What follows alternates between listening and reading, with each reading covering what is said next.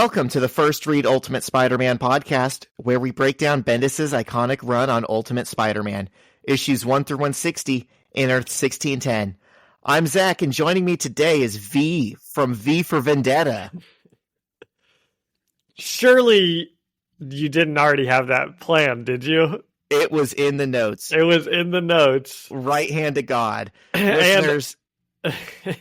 And when I hopped on camera, I had my V for Vendetta mask on. Yes, and it's still in the background. Wow, yep. And looking over one us. of my cats is looking at it. Yeah. How you doing, man? I'm doing great. Speaking of that, I kind of wish I had named Baby Billy V. If I had thought of that, this past week, I was like, oh, that would have been such a good name for him. Which personality suits him better, that or Baby Billy? Well, he's a piece of shit, so probably Baby Billy. Is he feeling better? Yes, he is. He hasn't been sick in a while, but he's always chasing the other cats around. So well, glad to hear it. What's up? Not much. Anything exciting happened this week? No, dude. This was actually kind of a lull in the excitement for me. I had a five-day weekend. That was cool. Got a 4-day weekend now, so that's cool too. Well, it's kind of just that was kind of a rhetorical joke question because something big did happen this week, right? Well, let's save that to the end as a treat. The real, true American patriot webheads can hear our thoughts about a certain historic election, the most important of our lifetime, I've been told. I know, and you don't hear that every 4 years. Yeah, so yeah, there's a tease for you. Get your special sock ready, nerds. Okay, wow. So we're gonna talk. Okay, so we're gonna do the election at the end, and I have multiple good movies to talk about at the end. And it was November the 5th, and I did finish the V for Vendetta comic that I started a year ago. So it sounds like we might have a lot of stuff to talk about at the end. Wow, that's incredible. You finished a book that you started a year ago. I finished a book. That's like how I read. It was a picture book.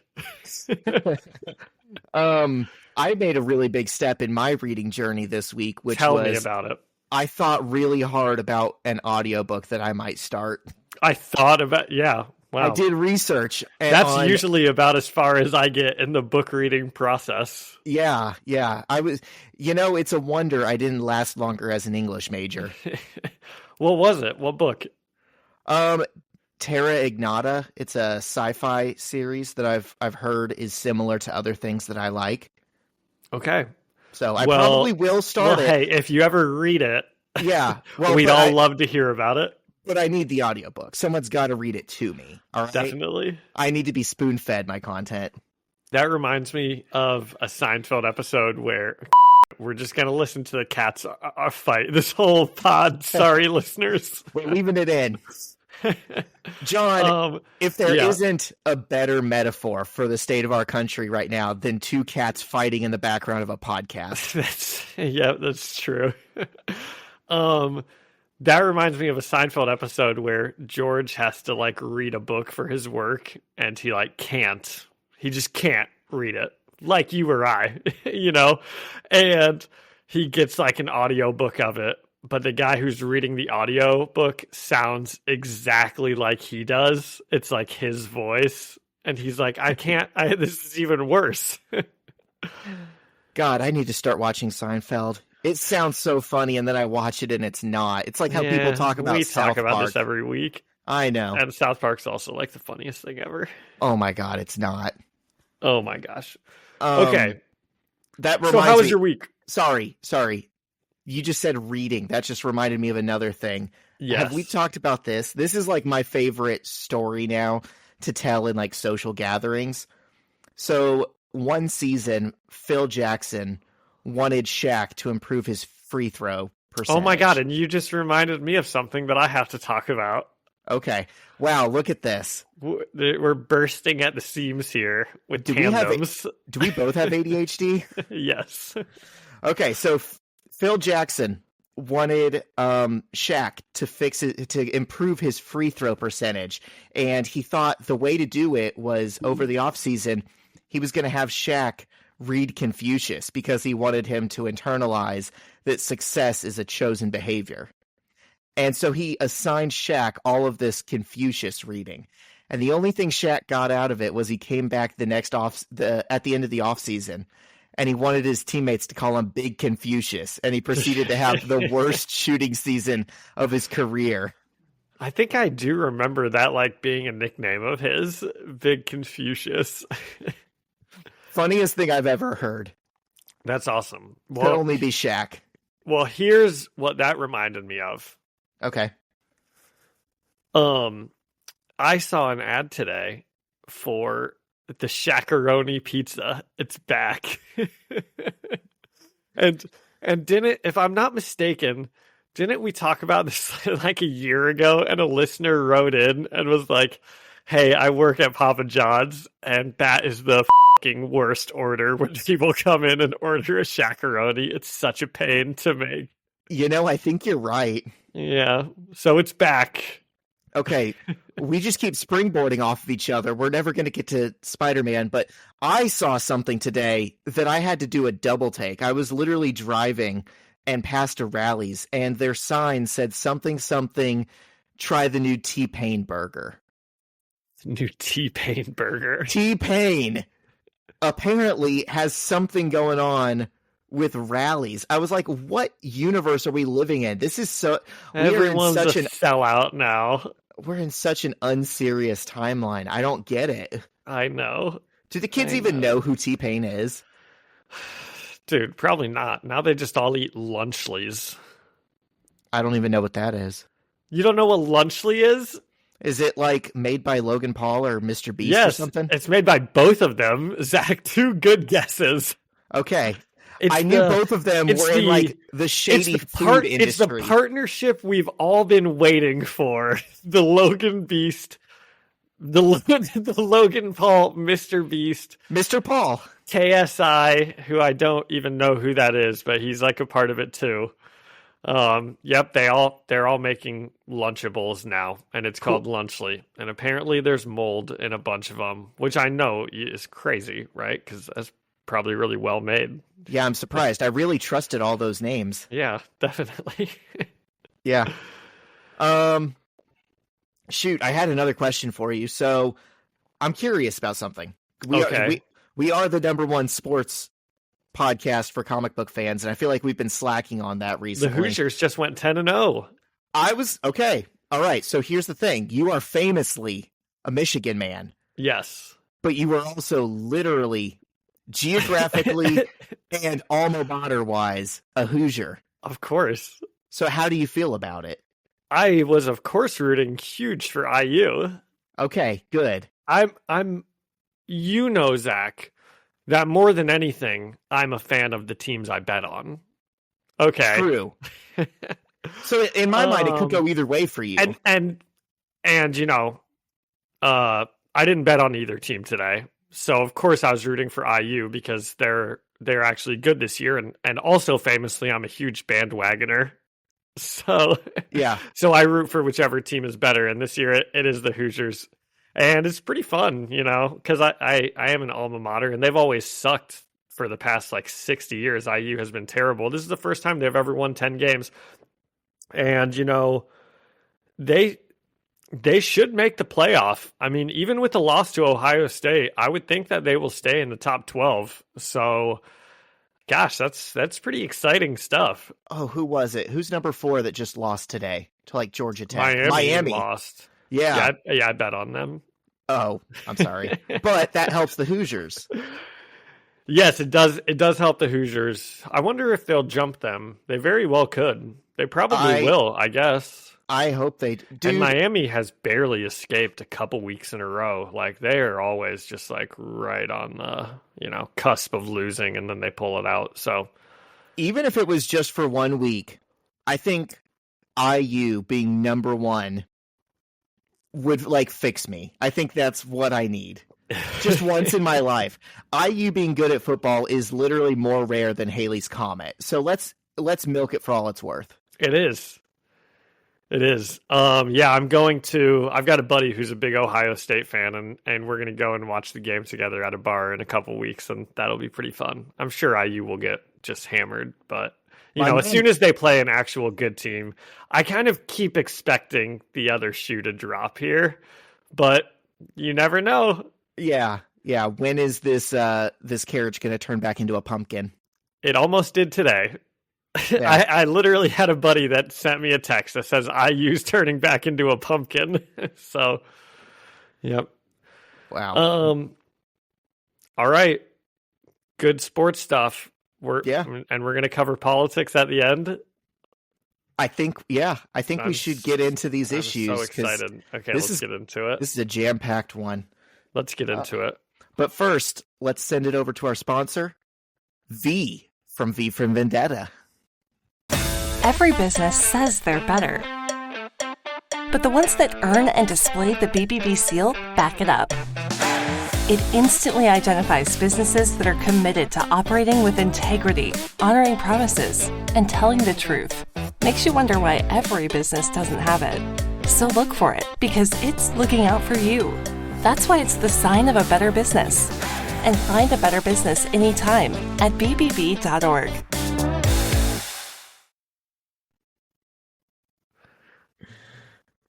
I want you to blow up the White House. Everybody blow up Parliament! That's my V for Vendetta impression. Anarchy! Okay. And we're back. We're back. Episode 91. Getting pretty close to the centennial mark here. I wonder with bonus episodes if we've hit the centennial mark. Oh, with bonuses we probably have. Yeah. Have we? Have we had 9 bonus episodes? That sounds right. Maybe. Yeah. Well, good for us. Yeah.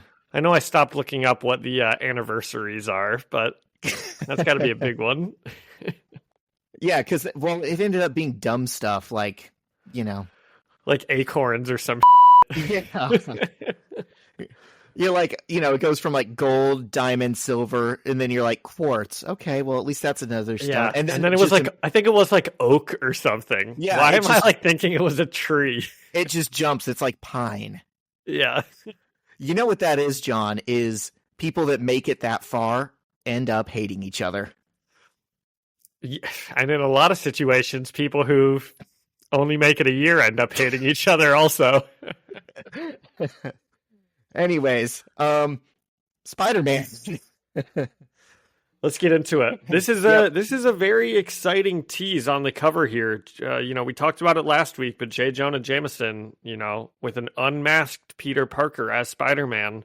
About to hit him with a swivel chair. Yeah, that's not swiveling. It should. Gravity would say this should swivel back down and hit Jonah in the head. Definitely. It is not. It has not done that yet.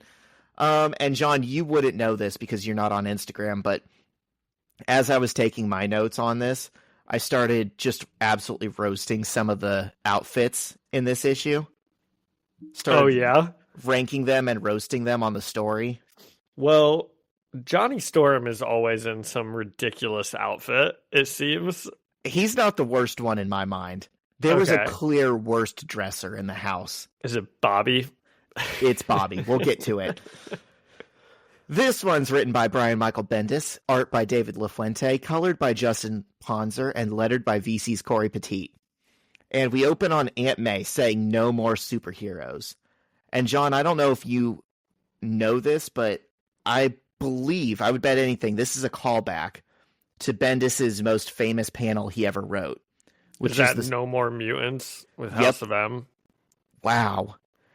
Look at you go. Well, I wouldn't have known that was a Bendis. I didn't know that Brian Michael Bendis wrote that issue, but I do know that is a really famous panel, and that's what it reminded me of too. There's only so many things in a comic book that can come after No More that don't make you think of No More Mutants. Yeah, there's 2 things that are ever no more: mutants and Spider-Man. Yeah, that's true. Okay, and so she's in the kitchen talking with her kids, and they're all confused. And she's like, just for now, This is a beautiful backsplash in the kitchen with the blue tile. You like the tile work? I do. I love it. I wish that there was a wall in my kitchen that had a nice backsplash like that. I got bored this week and stumbled upon some videos that's like, what does $500,000 buy you in terms of real estate in all 5 New York boroughs? And let me just say, I don't know how much bank Aunt May is bringing in at that the call center, but I don't think she could afford her house. Well, they've probably lived in this for so long, right? No, they specifically moved during this run. Well, think how much money she must have made by selling the old house. She had equity in something that they had owned for a long time. Definitely. She probably bought that house for like 20 grand, sold it for like $1 million. That's true. That is what boomers do. I know. Okay, so she's talking to the kids, and she says, no more superheroes. And then she's like, just for now, the streets are too hot, you dig? And they start talking about Kitty, and May says she can't have what happened to Kitty happen to any of them. And they're all worried about Kitty, but agree there's nothing they can really do about her now. And they're just like, so what do we do? And Bobby says, well, we can get jobs because I'm out of money. And Peter's like, La Fuente does this thing where he likes to put a black background a lot in like his drawings. Yeah. And sometimes he'll like mess with the background also. And I can never quite tell like what it's supposed to insinuate. Like it's expressive. Yeah. Like so like if there's like these kind of energy lines or stuff pulsating out, it's like, oh, they're so mad. But when it's just a plain black background, I think it's just to save them the time from drawing a background. Some artists do that. Lazy. John, I'm sure at some point you'll read Secret Wars by Jonathan Hickman before the movie comes out, and you will notice that's a great comic series, but they do that a lot too. In fact, they do it where it's just a head on a panel, and there won't even be like a neck and shoulders attached to it. And it's just something you got to get used to. It's just like people have different styles. Okay. Well, I wasn't even, that wasn't like a dig. You dig? at La Fuente. I was actually thinking as I was reading these, how much more enjoyable these past couple issues have been versus like the first 7 or 8 in this run. Yeah, since he like changed his own art style. Yeah. What's funny is I got a message on one of the things I put on the story today, and someone said, I never made it this far when I went through the run, and so I didn't know what you guys were talking about when you said his art style sucks, but boy howdy, does this suck. It's like something to that extent. And now, I don't feel like that anymore. Now I think it fits right in with, the past 100 and whatever issues that we've read. His pencil has feels softened. like our characters again. Yeah, kind of. I feel like it's two things. His pencil is softened a bit, and then we have gotten more used to his style. Yeah, probably. And the kids are wearing ridiculous stuff that I mentioned on the Instagram, but the worst one is Bobby, who's in flip-flops and a tank top with giant block letters, and he's still wearing his stupid do-rag. And Johnny Storm is doing that thing that Johnny Storm loves to do, where he's dressed like Johnny Storm from the Fantastic Four, even though it's just like street clothes. Bobby's still the only one who I really don't like the way he looks at all. He always looks so much younger than the rest. Yeah. Here's a fun thing that I wish they had done. Okay. This just would have added some comic fun, I think. Because they're all getting sody pops, they're sitting down, they're sipping drinks. I just would have loved to have seen Bobby, chill them, Like an X2. Exactly. Just breathe on it. Or even just point his finger at him. That's kind of what I was thinking more. I just think that would have been nice. That's a good little bit. That would have without been any smart. words being said either, you know? Yeah. Yeah. But they get him out of the fridge, so it would kind of be a moot point. He'd probably freeze him. That's true. Anyways, okay, so Bobby has opened the door to, maybe he should get a job, and Peter's like, my work is hiring.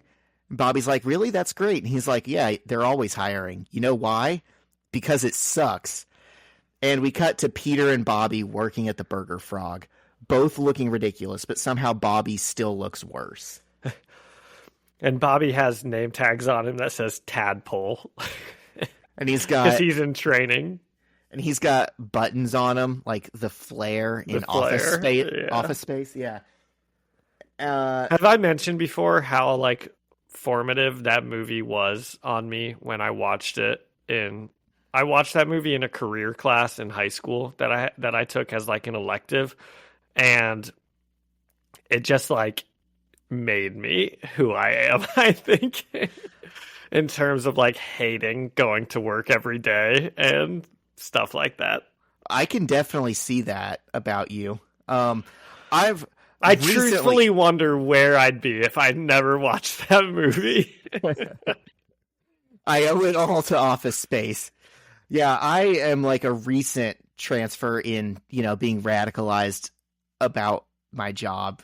For the longest time, I was genuinely trying my best and like, I'm going to climb this ladder. Hell yeah. And now I'm just like, okay, 60 more years and then I can die. Anyways, okay, so here they are working a job they hate and looking ridiculous, and Gwen and Johnny come by to laugh at them, and Bobby freezes Johnny's underwear, and Johnny runs away looking for the bathroom. It's very gag heavy so far, this issue. If it sounds like I'm running through these scenes at breakneck pace, it's because it's all just bits and quips and stuff like that. Yeah, but there's some fun. Johnny, they are fun. Bobby's like, oh, I used to be an X-Man. And look at me now. Yep. Yeah, the kids are being kids. And MJ comes up and says she needs to talk to Peter and Gwen.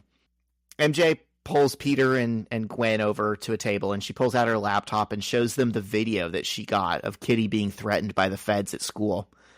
And she asks them what they think she should do with it. And Gwen's like, sell it for a lot of money? And MJ says, no, she wants to be a journalist when she grows up, and journalists don't do that. And John, I gotta say, as someone with a media studies degree who took many journalism classes, that's literally what I thought journalists do. They find stories and they get paid for them. That is what journalists do, actually. Apparently I missed something. I'm not going to pretend I had a 4.0 GPA or, this was just last year I was in these classes, but I must have missed something big if this is not what journalists do. Okay, this is one of the scenes where, see how Peter's thinking and MJ's there? And there's almost like, do you see the panel I'm looking at where there's like a black smoke? Like, yes. I just don't get it. I wasn't really thinking about it. I'm not going to lie. I think I've looked past that smoke every time I've ever read this. I was going to say, I don't think I would, but it comes up often. Like, LaFuente draws stuff like that a lot. So I don't know. Maybe that's his way of showing people thinking or showing confusion or something like that. Well, okay. So aside from whatever it means, specifically, there's a panel in my issue also where it kind of looks like that, and I don't know. Okay. I don't want to harp on it. I know I've already talked about it. And it's not that important. Well, I think so we're trying to look at it and say, what does it mean? And I think instead the better question is, what does it do? And I feel like if it's a bunch of talking head panels and not all of them even have like a background drawn in, I feel like this is a way just to very easily make the panels still somewhat interesting. You know what I mean? Yeah, you're probably right. Like your brain isn't supposed to consciously focus on whatever this pattern in the background is, but the presence of the pattern just makes it a little easier to read. Yeah. Okay. That's my guess.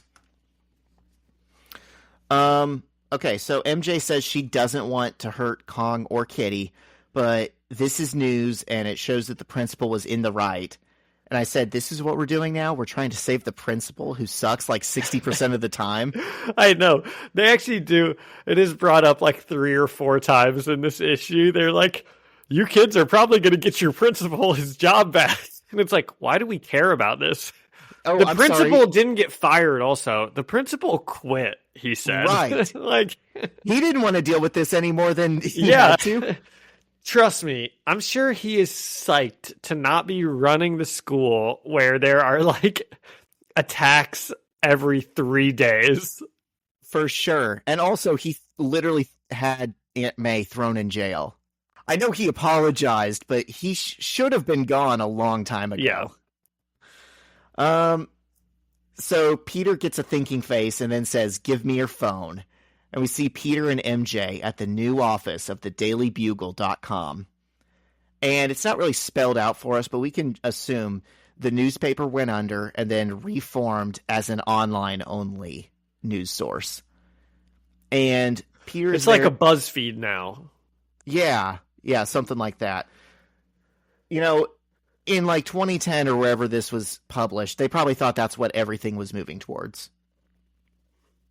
I can't help but think that J. Jonah Jameson would thrive in today's media atmosphere. Which is so of funny. Just spewing whatever garbage you can possibly put out. Just outrage. Just yeah.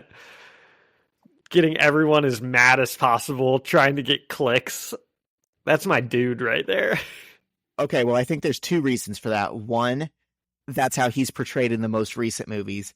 But then 2, I think it's so funny. I guess this isn't a reason, but I think it's so funny that he emerged as a character as like the archetype of the old-timey newsman that's dying out.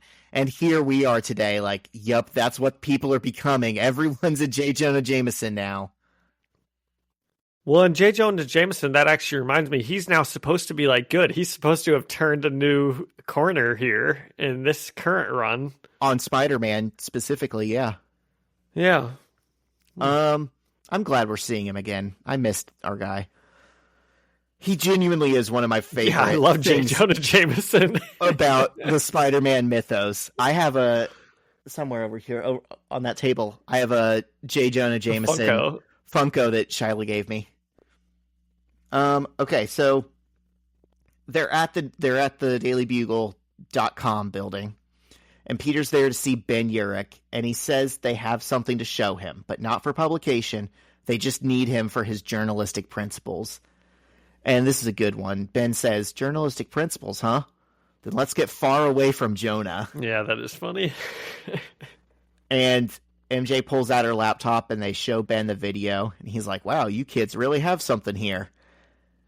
And she's like, yeah, but the problem is... And then Ben kind of cuts her off, you know, like an asshole, like a man.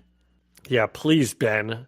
Mansplain the problem to Mary Jane. He does. He's like, well, actually, the problem is Kitty Pryde is a victim, and you don't want to make her more of a victim. But this clearly shows how wrong the FBI was to go after her. I don't even know why that is the problem.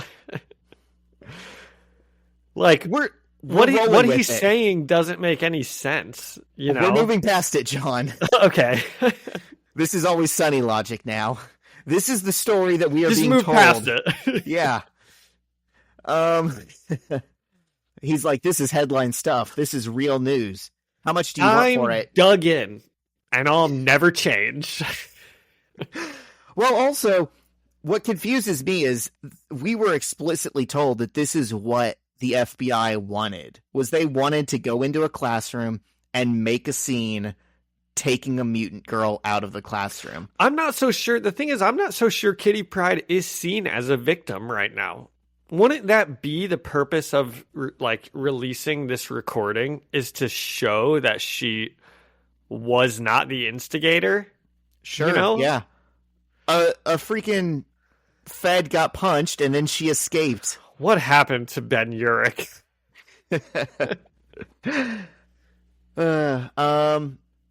Okay, so this is what we're being told is their situation, and we're moving past it. And Ben tries to haggle and keeps offering MJ money for it, and he gets up to $20,000 and says it'll pay for her college. Did you mention that Ben was like, and your principal tried to do the right thing against all odds? Oh yeah, that's the best part, is they just keep... What a hero. Yeah, they just keep mythological... He escorted these armed gunmen into the school. And then had a change of heart, kind of.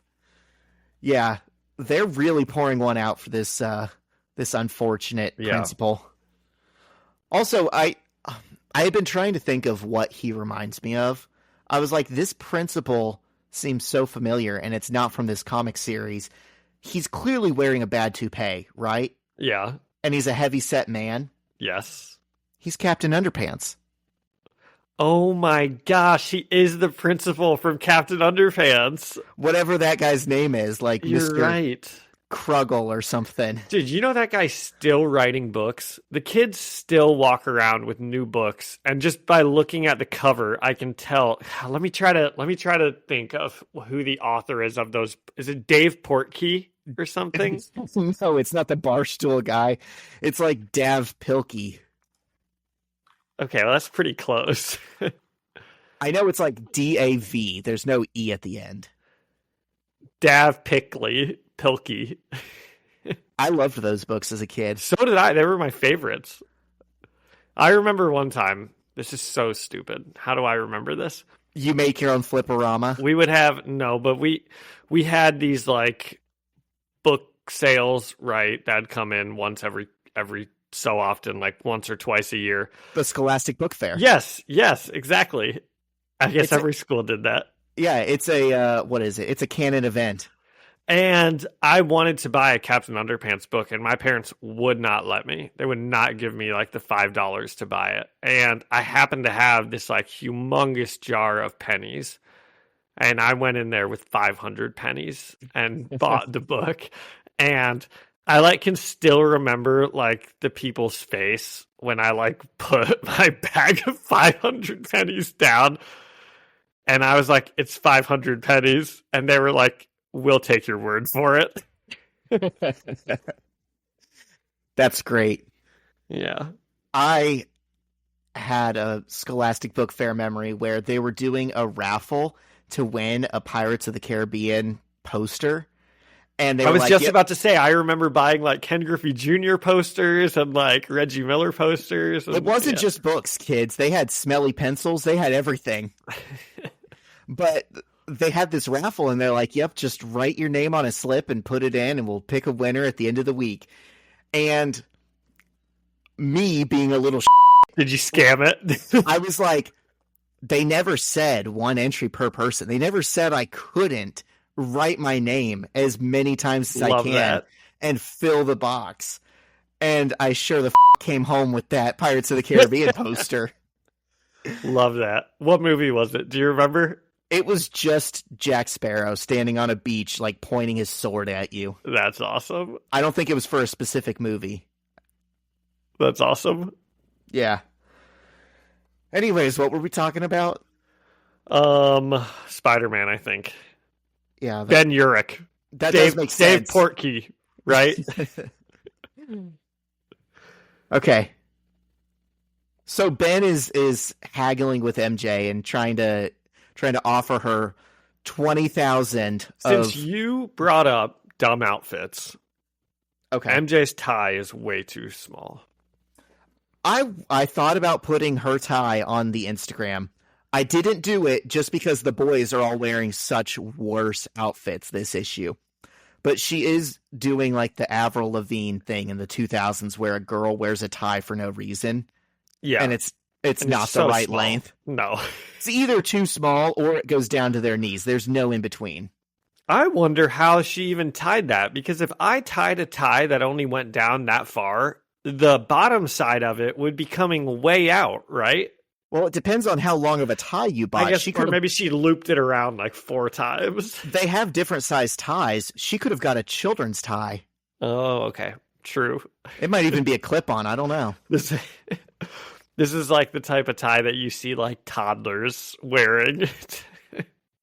I love how she was like, I have this big news story and I'm off to meet a Pulitzer-winning journalist. Gotta look my best. Gotta put on my tie. Mom, where's the really small tie? Okay, so he's like, hey, I can give you 20,000 of Jonah's dollars. It'll pay for your college. And she's like, no. And Peter's like, Ben, what are you doing? Because he knows Ben. He knows this isn't real. I don't understand why they wouldn't like think that that's real though. Like you said, that is how the news works. It should be, yeah. Like, aren't they taking it to him in the hope that they will like publish it?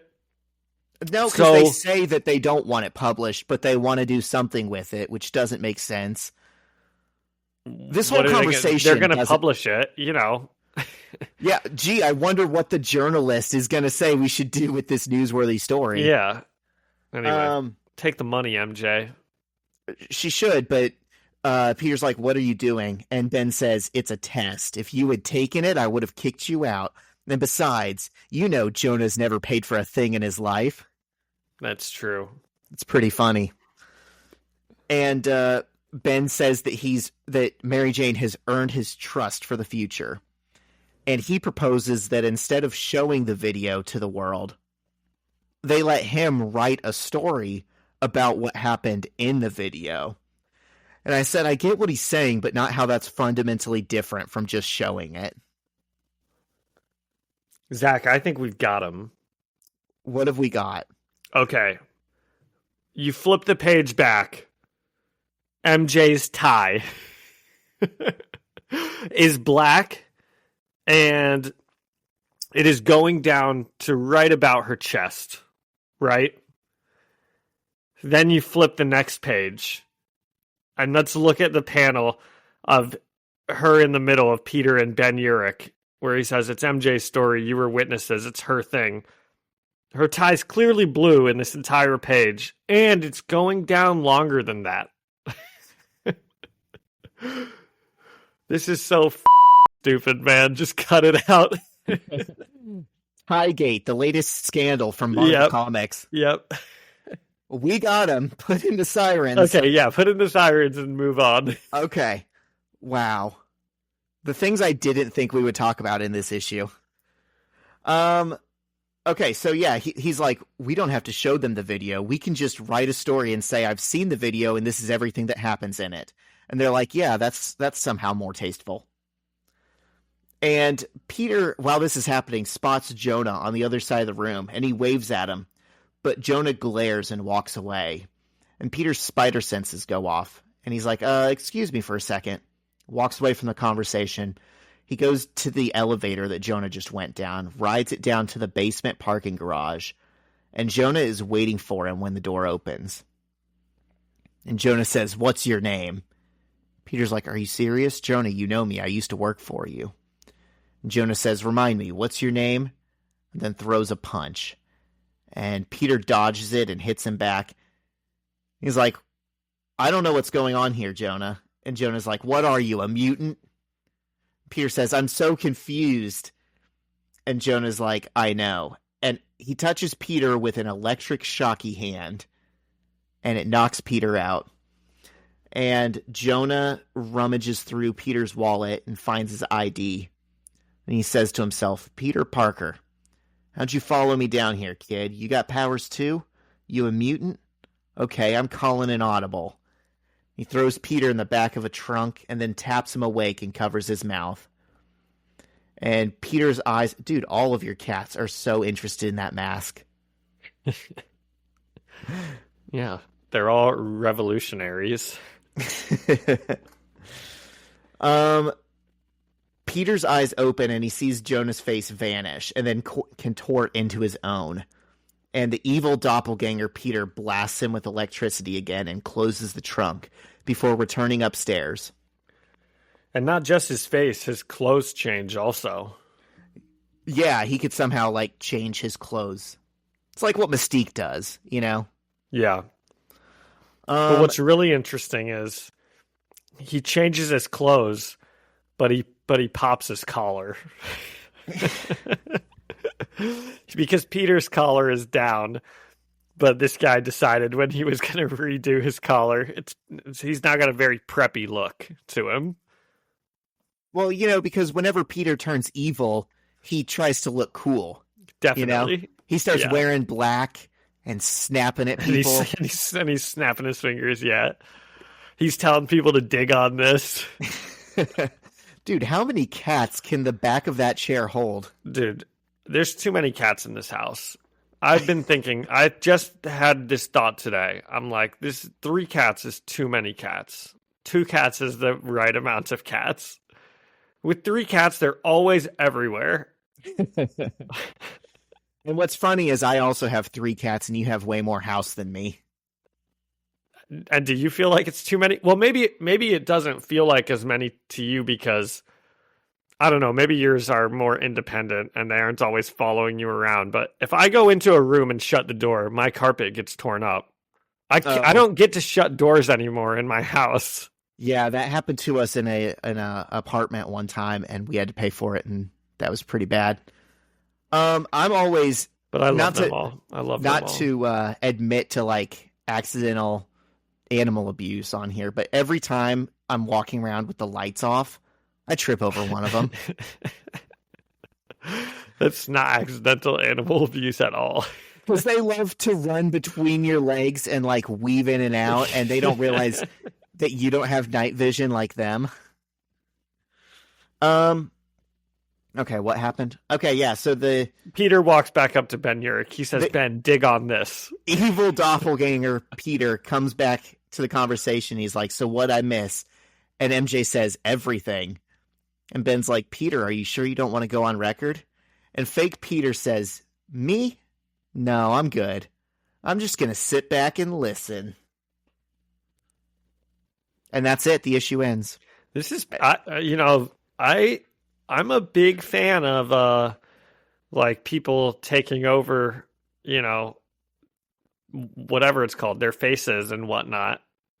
Yeah. There was a Batman run called Hush where this happened to poor Bruce Wayne, and I don't actually even know how that one finished out, but I remember I was always interested in it. You'll finish it next year. I'll finish it next year, yeah.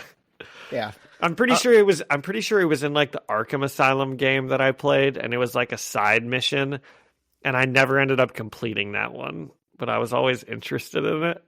Dude, those Arkham games rocked. I had Arkham City. Good. Arkham City was the best one. Yeah, that's the one that I like started playing, and I was like, oh, this is so good. It had a banger by Panic at the Disco back when they were good on the soundtrack of that game, and they never put it on an album. So Night in the Afternoon? No. No, it was Mercenary. It's a deep cut. You can only find it on YouTube. And that always pissed me off. It was only released in like the Batman game. That's pretty crazy. Yes. And it kind of slapped. At one point, the penguin starts talking in it. Really? Yeah. Speaking of, have you seen the Penguin yet? No. I've got a buddy who's telling me it's so good. I need to watch it. Yeah, it's on the list. The list keeps growing, though. Yeah. Even right now, falling further and further down this list of mine.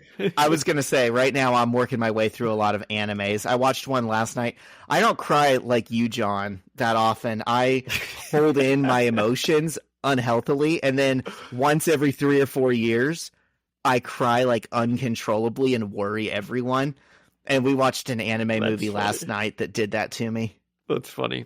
It was beautiful. I had so there was a wedding last night. It was one of my friend's older sister got married, and one of my buddies, I went out and met up with them after they all went out after the reception last night. So, and I was asking them how the wedding was, and they were like, it was so great. It was kind of emotional, and everyone was telling me like it was emotional. And then I have a buddy who's like, yeah, dude, it was really emotional. He's like, gosh, I almost cried. And I just thought that was so funny after listening to everyone else. It's like, oh yeah, I thought about crying. So it was pretty emotional of a wedding. Wow, sounds like it slapped. Yeah, it probably did. It was the most like Catholic wedding in the world from what I heard. I'm going to a wedding tomorrow. It's Really? It's some of my concert friends, so I have no idea what to expect. I don't know if they're gonna like do a first mosh. Do you actually think they might do that? I truly don't know what to expect. I've been assured there actually is a dress code. They don't want us to wear jeans, and I'm like, huh, okay. That's maybe more than I was expecting. But I don't know. I don't know how traditional or non-traditional it's going to be. Just show up in one of your band t-shirts. Yeah, and khakis. Yeah. Instructions were unclear.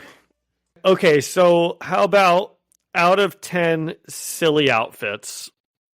Oh, I said 5 out of 10 evil Peters. 5 out of 10? You gave this a 5 out of 10? What do you give it? What were some of the things you didn't like about it? That's really low. Dude, I was just low on both of these issues today because I don't know if you realize this, but we've done this story so many times. We had the Doppelgänger Spider-Man that it did feel. I did feel like I remembered this before. Haven't we seen someone take over Peter's life before? Dude, oh yeah, it was Hero Wolverine. We've done this so many times. So Wolverine has taken over his body. The one guy impersonated Spider-Man's like identity as a hero and was doing crimes. We've done the Clone Saga, and there was like the evil f***ed up Peter.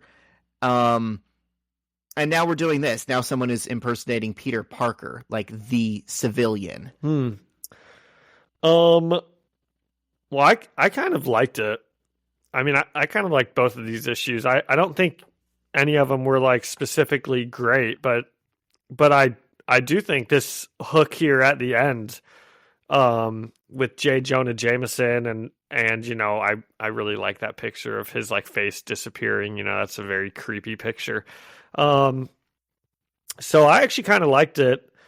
I'll give it just your standard 7.5 out of 10 fake Peters. Okay. I do have a bone to pick with the cover though, because of this one, yeah, because it's just not at all what happens in the story. Oh, you John, know? welcome to comics, buddy. Yeah, a cover can be anything. A cover is just to sell the book. Yeah, and it was in this situation. So okay, let me ask you this. Did Peter fight someone that looks like J. Jonah Jameson? Did he or did he not? Not in his Spider-Man costume. Okay. All they should have done was have... Aunt May said no more superheroes. If they had just done the cover in Peter's normal clothes, that would have been better. But then we all wouldn't be like, is J. Jonah Jameson going to see Peter with his mask off? See, the funny thing that I would have wanted to happen from the cover is him trying to beat him with a swivel chair like a baseball bat. Yeah. And not being able to control it. Or if he was waiting for him outside the elevator with a swivel chair, that would have made that better also. I need to see a swivel chair as like a tactical weapon against a superhero. Definitely. I need to see it done right. I need to see like Daredevil or Tony Stark or someone smart like calculate the geometry of the swivel chair so that they like throw it and it swivels right perfectly and does exactly what they want it to. Has there ever been a Sherlock Holmes crossover in like a Marvel series? Yes, but probably not in the way you're thinking. Canonically, and this was a recent issue, Mystique and her also oldest wife, Destiny, were Sherlock and Watson. Because they're like very old. They were like around in Victorian England. So they were like the people that Sherlock Holmes and Watson were like based on. They were like those two going around as Sherlock and Watson solving mysteries. Well, that's kind of fun. Yeah. Yeah, I'd love that. I'd love if there were some time shenanigans and Sherlock Holmes showed up. Yeah, I gifted that issue to an old coworker who said that Mystique is her favorite X-Man and she loved Sherlock Holmes. Nice. That's probably a good gift. Yeah. Okay. Issue 2, Well, which is issue 12, which Yeah. is issue 135. I hate to say this. Either we did our math wrong or they end up skipping an issue because I was counting them today and I was like, 147, 148, and then it goes to 150. Really? It seems that way to me. Maybe we missed one. We probably got our math wrong. But I also would not put it past them to just want to do issue 150 to sell more. Well, the one went to 133, right? I thought it went to 134. That might have been one I did wrong. I think it ended at 133. So issue 1 would be 134. I think so. So then we got him. I don't think it would actually issue 150 I think is actually supposed to be 149. But we're not there yet, are we? We're not there yet. Okay, we'll worry about it when we get there. That's the attitude I took too. This is Tainted Love, part 4 of 6. So Peter Parker, he's looking... Oh, it's the same creative team. Peter Parker is looking like a true Chad in the cab ride home from the Daily Bugle. And we open with a full-page drawing of him in the cab, and he's got the thought bubble, "I'm not Peter Parker." And he's got half his collar popped. One side is down, one side is up. He looks like a psychopath. I would not trust him. He's actually, I'm kind of glad that you said that because I might have forgotten, but I think LaFuente does a really good job of drawing him to like make him look like evil here, and it's the same character we've seen a million times, but they do a good job of drawing him differently. He's like scrunching his face up in a way that Peter never does, but maybe a different person would do with their own face. So you put them in Peter's skin and they just carry themselves a little different. Yeah. And also the cover of this, Peter's like trying to make out with MJ, and it just made me think like, how many grown men are going to try to make out with MJ here over the course of this comic run? I know. I didn't love it the first time it happened. I definitely don't love it now. I guess we don't know how old this thing is. That's the one silver lining. This could be another 15-year-old. I don't think it is. So fake Peter is thinking to himself in the cab, "Who are you, kid? I know you go to high school. I know you have powers. You're a mutant, I bet." And he looks over at MJ in the cab and thinks, "And who is this Mary Jane? Is she your girlfriend? She's obviously in love with you." And MJ tells fake Peter that she's glad he made it to the news, that he made her go to the newspaper, saying that Kitty's out there and needs their help. And she says she loved being at the Daily Bugle newsroom and she could see her doing that for real. And, this you've mentioned a couple times on this podcast before about the Lois Lane-ification of Mary Jane. And I think you've probably said, but is she not a news person in other runs? This is like a wholly new career path for her. Yeah, traditionally Mary Jane. Oh, she's always an actress, right? She's like an actress and model, yeah. Yeah. Professional hot chick. Because and she's in the play that Harry went and saw like 4 times. Yes. And that sounds so like demeaning and like, stereotypical, because in the 60s, that's like what all Marvel women was they're the pretty one. It's the broad, they clean up around the house while those male superheroes do the thing.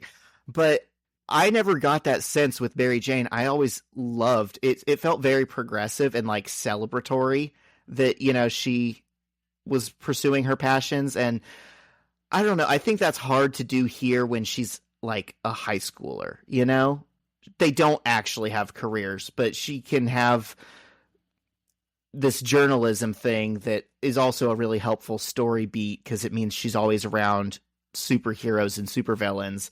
Well, but I really, just don't like it. Yeah, that's true. That's true. Well, it really does. It makes it pretty similar to like Clark Kent and Lois Lane. If like Peter's at the Bugle taking pictures and she's reporting stories, and then that's like the exact same thing as Clark Kent and Lois Lane, like working at the paper together. So, yeah, I think she works better being a failed actress. I like her. Okay, so I actually really like her when she's a successful actress because it's really fun when you get scenes where like people are like, "Oh my God, that's like A-list actress Mary Jane Watson over there," and her normal ass husband who just bagged a baddie. What's going on with that? It's just fun. There's a really fun dynamic when they're done right in the main universe. Okay. So as Mary Jane is saying this, fake Peter leans over and kisses her. And, this is where, this was the scene that kind of made me specifically stop and look at the background because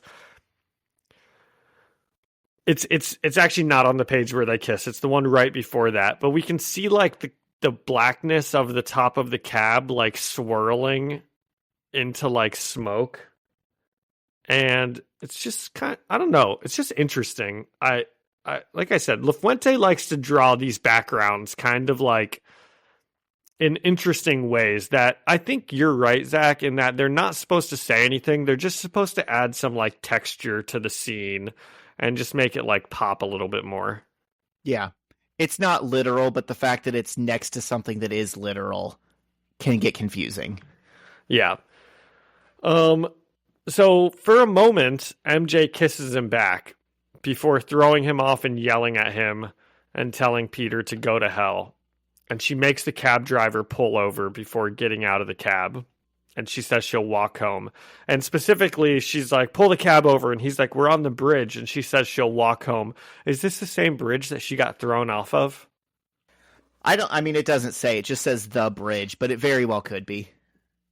And I think it's funny, the cab driver has an accent. He says, we're on the bridge. it's duh. And Peter calls her a stupid girl, which she doesn't like. This guy's just, he's ugly. This guy's just a dick. Yeah, I don't like him. Yeah. And fake Peter thinks to himself, he's like, well, I guess that wasn't Parker's girlfriend, before pulling out Peter's wallet and telling the driver to go to Queens. And he doesn't give the driver his exact address. They're just like somewhere in Queens, and he tells the driver to pull over. And the driver's like, I can take you all the way to your house. And he's like, no, that's okay. And when the driver asks for money, Peter pulls him through the seat from behind, and he kills the driver and he robs him for his cash. Dude, this is messed up. I think he might be a bad guy, John. This is the actual Peter Parker committing the murder of a cab driver. Could you imagine if this was the first comic they picked up and that was what their takeaway was? They thought that this was the real Peter doing this to MJ and killing a cabbie. And I think that when Peter wakes up, but the first words of the issue is, I'm not Peter Parker. Never mind. Yeah, but if I were Peter, and when I finally come to, and I found out that someone was using my like face and body and killed someone as me, that would like mess me up from a psychological perspective. Yeah. It would feel like I killed that person to me in a sense. But also, this is nothing new to him because this has literally happened this happens all the time. That's true. Yeah. There are many things that Peter should be psychologically scarred from. Yeah. So Peter walks into his house, and we see his thoughts. He's trying to figure out everything that's going on. He sees Bobby on the couch, and he's like, brother? And then he's like thinking to himself, not saying this out loud. And then he's like, oh, it's cold in here. And then he sees Aunt May, and he's like, Mom? No, this woman's far too old to be Parker's mom. And Aunt May says that she put his mail on the desk in the attic. So Peter heads up to the attic to check it out. He's trying to find some clues. I love this. Did you notice, as he's walking up the stairs, he's looking at all the pictures on the wall, and it's like her and Ben's wedding day, and Peter's parents with him when he's little. And there's one picture of Aunt May being a young hippie doing the peace signs, and she seems to be at a concert or protest or something. Well, I was wondering who that was. I did see that. I was thinking, oh, is that Aunt May or maybe Peter's mom, or it could even be like Gwen, you know? No, I think as we've established... But you're probably right. It's probably the Jimi Hendrix concert, right? Yeah. May was like a flower child and was hanging out with Jimi Hendrix and doing cool And Peter has a blue ribbon pinned on him and what looks to be like a science experiment of some kind. It's very cute. Very cute. But it's also funny that this fake Peter is drawing attention to how absurd Peter's living condition has become as he walks through the house, and he's like trying to look for clues about like a standard typical family, and he's just getting thrown off with everything he finds. He's like, what the hell is going on in this house? And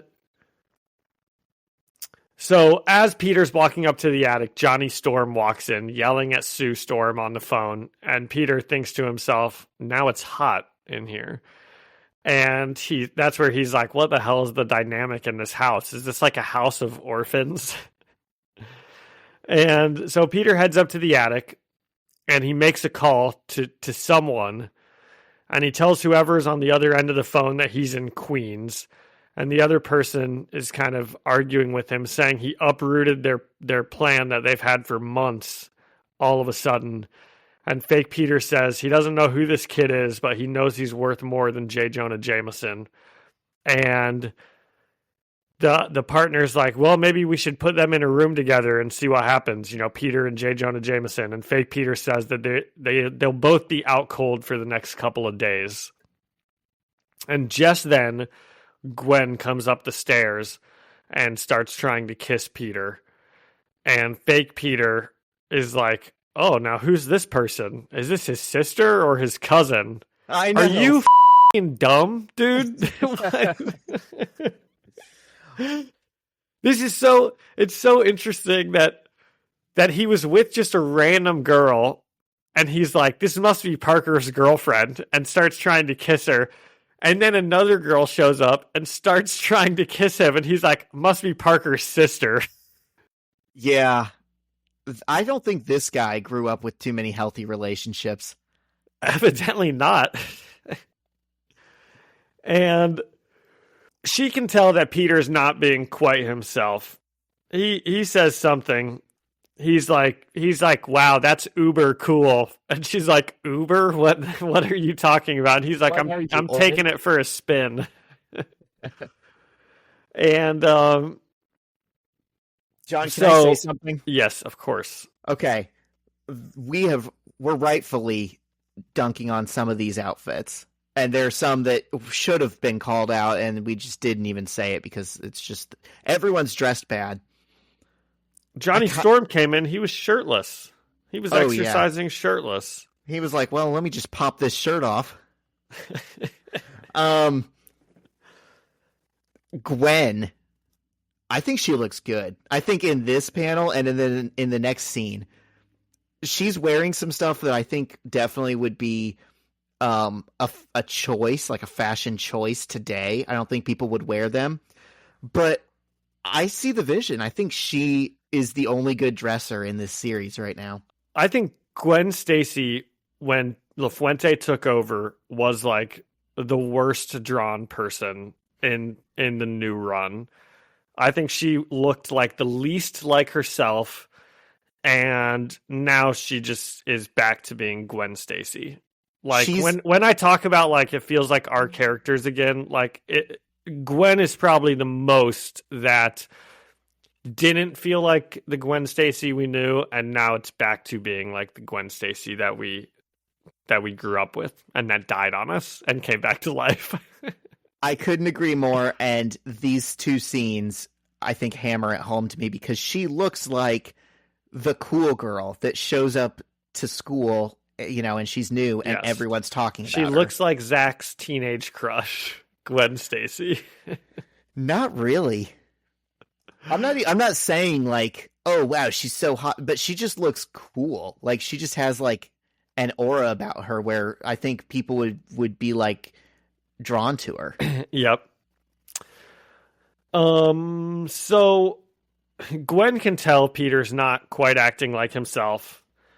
And she's like, "What's up? Did something happen with MJ?" And Peter's like, "Yeah, actually it did. She tried to kiss me in the cab, so I walked home.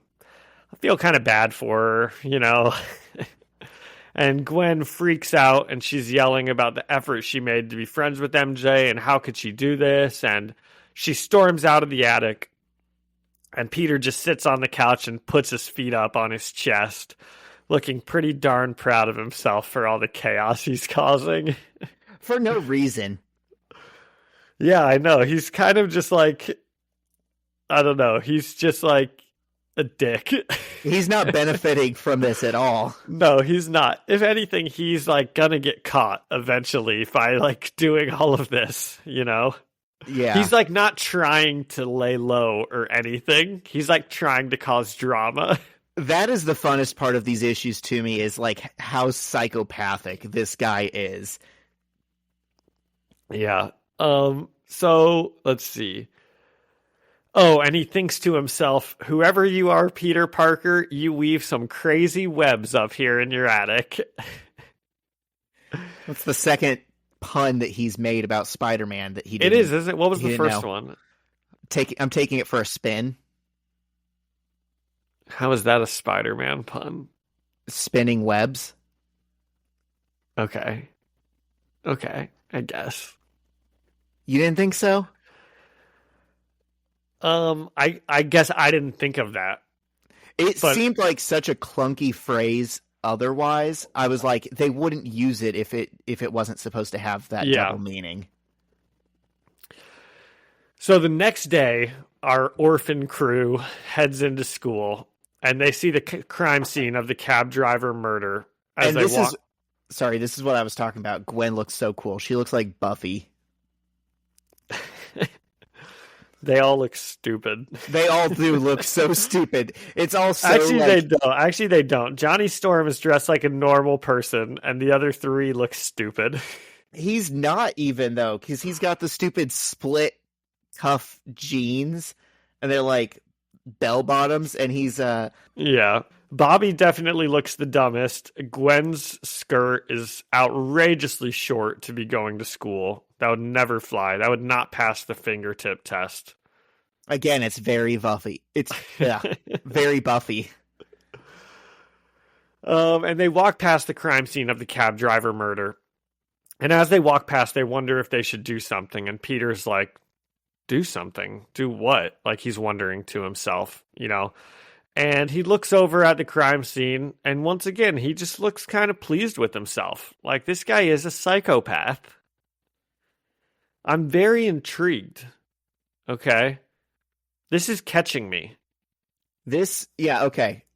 I'm starting to like this more. The more I realize it, the more I think about it. The stakes are kind of elevated in these scenes because, like, when Peter's in danger, we know he's really not. The book is called Ultimate Spider-Man. But when someone who looks like Peter is around all of Peter's like closest friends and family, and this person is just an absolute wild card, it feels like they are in danger. Well, it's interesting you say that because I had this thought that, if MJ doesn't get out of the cab and walk home, is MJ dead right now? Or does Peter just pay the cab driver and leave? I think you're probably right. I think he probably would have made out with a teenage girl that he didn't know, get to his destination, and kill her and the cab driver. But then he could get caught. Because he's wild like because that. if MJ and the cab driver are dead, well, now there's questions for Peter Parker to answer. I don't think he cares. Yeah. John, he's just ultimate like that. He is. He's pretty ultimate. It's pretty ultimate making out with teenage girls and murdering cab drivers. If that ain't ultimate, I don't know what is. So at Midtown High, Peter continues to wonder who he is. He's like, God damn it, I hate high school. He's like, it smells bad, everybody sucks. Why am I back here? And he crosses paths with MJ, who runs off in the other direction. And as that happens, Flash bumps into him. And Peter turns and grabs Flash by the throat and throws him up against the locker and tells him if he ever touches him again, he will literally kill him, before turning and walking off, saying, "Be gone, haircut," and thinking to himself, that one was on me, Parker. You're welcome. Be gone, Violet. I love that this guy, though, he's like, you're welcome, Peter. I just took care of your bully problem. He's atoning in little ways. Yep. And Peter finds MJ studying, and he tries to ask her questions, sort of probing, about who he is, hoping that she'll let slip some vital information. And he asks her, what do you think of when you think of me? And MJ tells him that she used to think he was the perfect guy, before once again Peter grabs her and kisses her. And this time it's in front of our foster home crew. And they're all looking on. And Johnny is immediately like, dude. And Gwen runs off. And Johnny asks if Peter's going to go after her. And Peter looks at MJ and he's like, I was kind of in the middle of something. And Johnny's like, yeah, but she's your girlfriend. And Bobby says, was your girlfriend. I was kind of in the middle of something is the craziest comeback for that. But also, if that wasn't his girlfriend, that would be a perfectly acceptable response, I think. You're like, I'm kind of doing something right now. Can this wait? Even then, it's so funny to like double down on your PDA. Yeah, it's like probably making people uncomfortable. Like, what is it? You're interrupting my public makeout session. This guy's really messing up Peter's reputation here. He is, or he's making it legendary. True. Some of the kids are going to be like, dude, did you hear Peter like almost beat the shit out of Flash Thompson and then was making out with his ex in like broad daylight? This guy's kind of wild. This guy's a legend.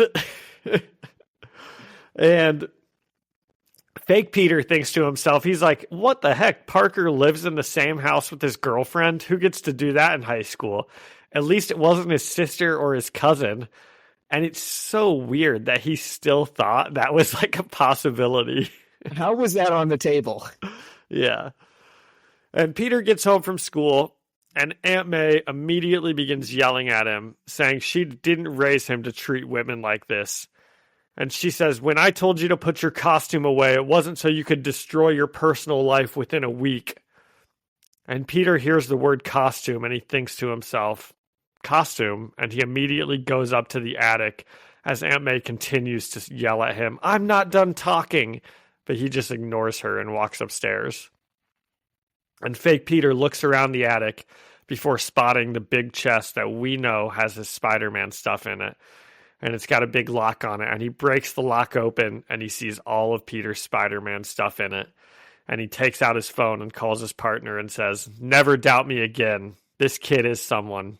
Face it, Tiger. We just hit the jackpot. Oh, they said the line. I know. It's interesting that he would use the word tiger, isn't it? Yeah. I mean, that's not exactly how people talk.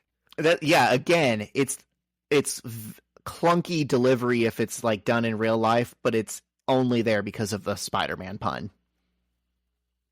But Spider-Man doesn't say that to people. He doesn't. I don't like it. And that's kind of a flirty thing to say. Yeah, I could go with that. To me, that makes me think that this could be like a woman that is impersonating some J. kind Jonah of Jameson and Peter Parker. Oh, interesting. I was thinking you were going to say he's talking to a woman or just some kind of romantic partner, but well, definitely. I mean, or that, yeah. I think it's just they just wanted to say tiger. They're just doing the because it's feasible. Or maybe he would say we just hit the jackpot, and when you're already close to having him say that, you might as well make it the original line. Gwen called him tiger earlier in this issue. So maybe that's like in it. Yeah, when she walks in, she's like, "Hey, Tiger." When she walks into the attic the first time. I guess I didn't notice that. So maybe it's like in his mind, kind of. Yeah. I don't think it works that well, but I see what they were doing. Yeah, me too. Okay, I like Aunt May's screaming a lot. We keep getting stupid teases on the last page. Remember, we had the one that said, "The babe is back," and she totally made out with Johnny Storm. This one says, "Next issue, Spidey's got a gun!" Exclamation point. And he's like robbing a bank. And he's like robbing a bank, and there's just money all around him. And he's got a gun. Get your special sock ready, nerds. Love this about to get good. Love it. Okay, let's say... Sorry, I cut you off. You were saying something. No, I just really like Aunt May screaming at Peter about treating Gwen badly. Well, he deserves it. I know, and I like it. And obviously, this guy who doesn't respect any women isn't listening to Aunt May as she's trying to, scold him. Well, she's not scolding him. She's scolding Peter. Well, she thinks he's Peter. Really, this story should end with all of his friends and family realizing this isn't Peter. He wouldn't do any of this. They should notice this pretty quickly. Yeah. But then again, that's always such an interesting thing to think about is if someone you knew was actually replaced by someone else, would you figure it out? Or would you just be like, man, they're like, they must be going through something right now. Like, because, I mean, Peter's friends and family should know he's been replaced because it's happened so many times in the past. Right. That's possible in their world. But in the real world, I do wonder how easy it would be to figure that out, This is going to... I don't want this. I know we're still talking about the issues. We're still talking about Spider-Man, but I will just say the movie that I watched last night that made me cry like a baby kind of had something like this, where people were getting their bodies swapped and their friends and family members would tell them when they came back, they were like, "Oh yeah, you were a different person yesterday." And it's like they were picking up on it. And I do remember having the thought in the movie, they realized that pretty quickly. I feel like they should have struggled with that a little more. Yeah. It reminds me of The Prestige, which is an awesome movie. Did I mention last week that I watched that kind of recently? Maybe I did. I can't remember. It's so good.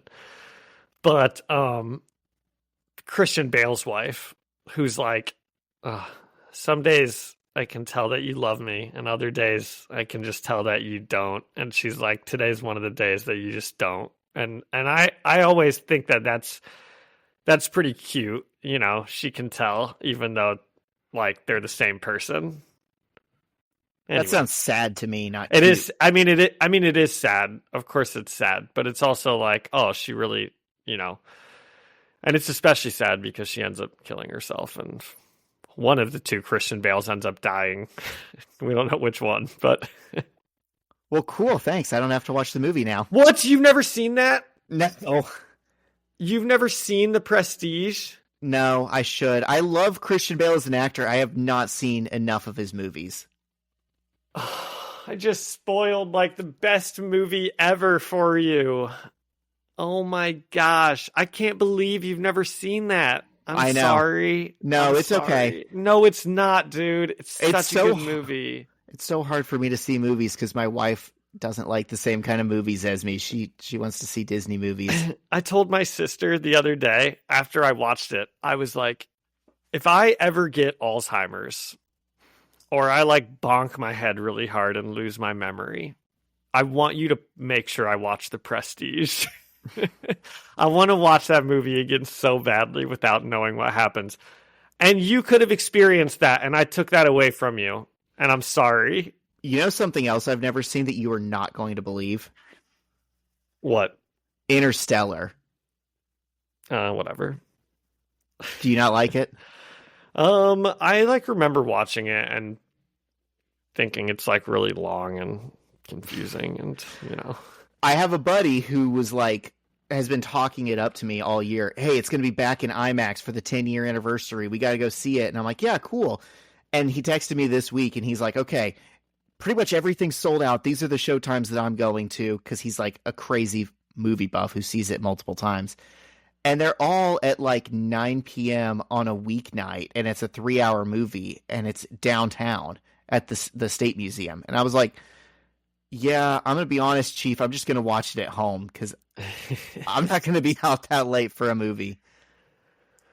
Dude, I'm really upset with myself. For spoiling it? For spoiling. I mean, yeah. Here's the good news. I have, like, the worst memory ever. Just wait 3 months and then say, hey, you should watch The Prestige. And I won't remember any of this. Okay, good. I will. I'll do that. Okay, so let's see. Out of, what are we rating this one out of? Out of Adult Men Who Kiss Mary Jane. Yeah, out of Unethical Smooches. Yeah. I'll give this one an 8 out of 10. Unethical Smooches, because it's definitely, I thought it was better than the last one, and I'm very intrigued. You know, I do miss our Mysterio storyline though. Yeah, he kind of f***ed off, didn't he? Yeah, he kind of did. What is going on with him? When was the last time we saw him? Same thing that's happening with any villain when we're not. They're just on the back burners. They're plotting or some. But okay, but he didn't like get caught or get blown up or anything. No, dude. I think he just disappeared. And I think it was on the bridge. On the bridge, like, with the Hulk, right? With the Hulk. He scurried away. He's plotting. Yeah, he's doing something. It's going to take him weeks of his life. Weeks. Okay. I'm going to give it a 7 out of 10. Okay. Which is higher than what I would have given it this morning when I read it, but I had more fun talking it through with you. And this evil Peter actually is like genuinely sinister. He is. He's very There's sinister. Something unsettling about reading him. That's another good movie to watch. Sinister.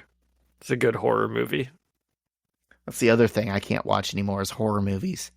Really? Yeah.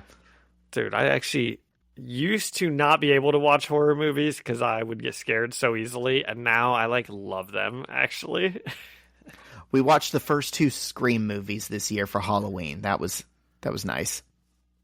I watched The Babadook again this past like Halloween season. Have you ever seen that? No. It wasn't as scary as I remembered it being. But it's still good. I don't think most scary movies are scary because I'm just like, oh, wow. I don't believe in that. Oh, wow. Bad guy came out of a book. That's crazy. Much to think of. Much to ponder. No way. He had to saw his own leg off? That's crazy. Wow, that's nuts. Yeah. Anyways. Okay.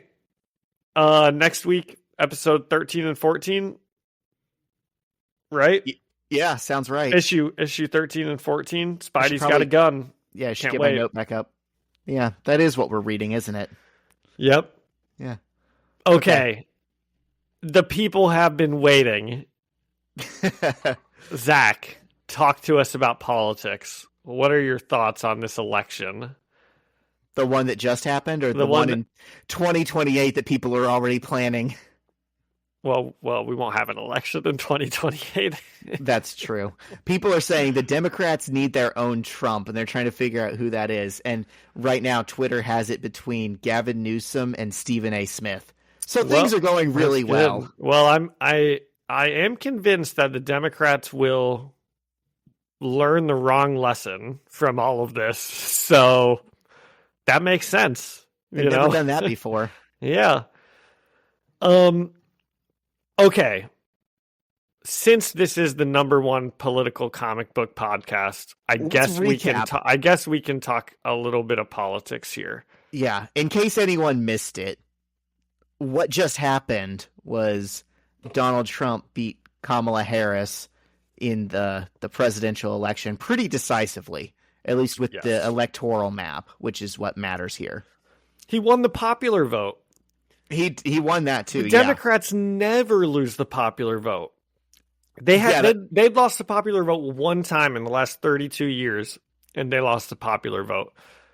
That is so bad. That is just so bad. I mean, it's pretty bad.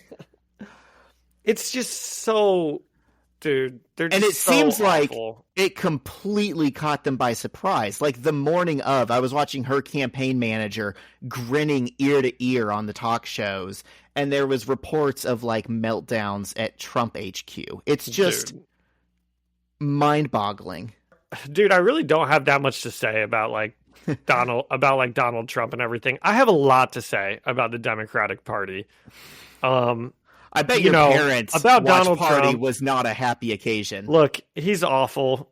If anyone's listening to this and they think Donald Trump is good, he's not. He says such vile and disgusting things. He was quoting Mein Kampf, the Hitler book, and then he's like, people say I'm quoting Mein Kampf. I didn't even know that they said that kind of stuff in that book. And it's like, yeah, but they did, and you're saying the same things. So I mean, he's obviously, the Republican Party is very openly racist and horrible.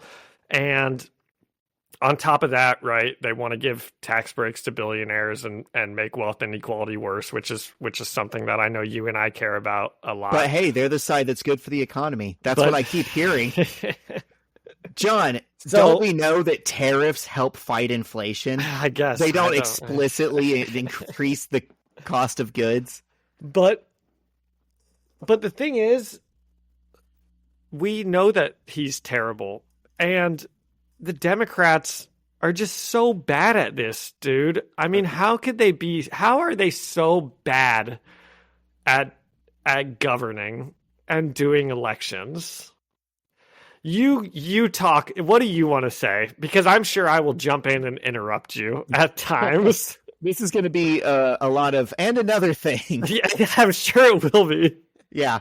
Yeah, it's very, I mean, obviously, I mean, maybe it's not obvious. I mean, he won the popular vote. We have so many problems with the Republican Party that seem like obvious, but it's so much more disappointing for the Democratic Party because they say they see the same issues as us and they are the solution to those issues, and they so rarely are. And I just feel like this has to be the last candidate that they run that's like a corporate dim. Like they have to see they won't. They'll learn the wrong lesson. Populism, but I hope you're right. Populism won in this election, right? The idea of like whoever says they're fighting for the people won the election. Is he actually? No, probably not. But the Democrats just have to get out there and talk about. I mean, why aren't we the party of FDR anymore? I retweeted something that was like the FDR's proposal for like the economic bill of rights 80 years ago. He was talking about free housing, the right to a good job for all, free FDR, medical leave. The most popular president in history who put forth all of these programs that are still to this day like the most popular programs that we have. Well, until January when they all get gutted. And they're just, dude, the thing is, I don't think Republicans can gut those programs because Republicans love Social Security also. Republicans also love Medicare. You know, they're just like, right? Republicans have Social Security too. Old Republicans are also on Medicare. They just do. The politicians don't. The Republican politicians will screw over Republican voters. I mean, no qualms, and then they'll say that the Democrats did it somehow. Their base comes out the next time. It happens like clockwork. Dude, I was literally, it's funny that you mentioned FDR, because I was like saying the same thing to my parents, because my parents are huge Democrats and they, you know, actually think that they will do things that want to help people. And I'm always telling them that, like, no, they won't. They don't care either. You know, here's something that my sister and her friends talk about when they're talking about, like, dating guys, right? And I think it applies perfectly. They say, if he wanted to, he would. You know, if he wanted to text back, he would. If he wanted to hang out, he would. If he wanted to make an effort, he would do that. And that is how we should look at the Democratic Party. If they wanted to raise wages, they would do it. If they wanted to give people health care, they'd do it. And if they wanted to tax billionaires and, you know, do this and that, if they wanted to, like, codify Roe v. Wade and add judges to the Supreme Court, or heaven forbid, they changed the election process so more than 6 states in the entire country actually matter in a presidential election, they would change these things. But at the end of the day, they don't want to. They want the same things as the Republicans. They just aren't openly racist about it, you know? But Democrats throw out immigrants too, you know? Obama, what word am I looking for right now? The cages? Yeah, and their you know, government deported more immigrants than Trump's did. And Biden and Harris, and they brag about it. Biden and Harris did the exact same thing. And it's the Democrats' own fault that every single election process, they run to the right to try to court Republican voters instead of just putting forth policies that are actually popular, that would get new voters. And, you know, I obviously hate the Republican Party so much, and I didn't even vote for Harris, you know, because it doesn't matter in Indiana, right? Trump's going to win no matter what. If I lived in Pennsylvania, I would have voted for Harris. If I lived in a swing state, of course, I would have voted for Harris. But if they can't get me to vote for Harris, that's a really big problem, and you know? Listeners, John is the guy who put me onto Pod Save America. So he was a very gettable Democratic vote. I mean, if they did the right things, that he would have lined up for them for sure. Out of all of the advertisements that I saw for Kamala Harris, the only one that resonated with me even a teeny tiny bit was this, like, normal looking guy that was just like, Elon Musk is voting for Donald Trump because he wants to give tax breaks for billionaires. Well, I'm not a billionaire, so I'm voting for Harris. And even that, they didn't have the nerve to say, we want to tax billionaires more. All they said was, we're not going to give tax breaks to billionaires. And that is a huge problem. And I saw Trump ad after Trump ad that I know for a fact resonated with his base hard. And they might have all been lies, you know. They want to put men dressed like women in women's sports, blah, blah, blah, blah, blah, right? And it's all the biggest bullshit ever. But I know that it resonated with his base. And they're just so much better at it than the Democrats are. It is sad. I'm going to disagree with you, actually. I think she ran. Please do. So I think his campaign was super undisciplined. And to a certain point, yeah, I mean, obviously, he had to have won voters somehow. I don't know how. But I feel like she ran the best campaign that a corporate Democrat could run. And it just proved that is. But yeah. I think she did. I think she said and did everything by, like, the Obama, Biden, Clinton playbook that you're supposed to do, that these Democratic strategists want to see you do and think will get to 270 electoral votes. And I think it just proved that it doesn't work anymore. Yeah. And, I don't know if you saw Bernie Sanders' message the next day or 2 days later or something, what he wrote, but man, he just couldn't be more right. Did you happen to see it?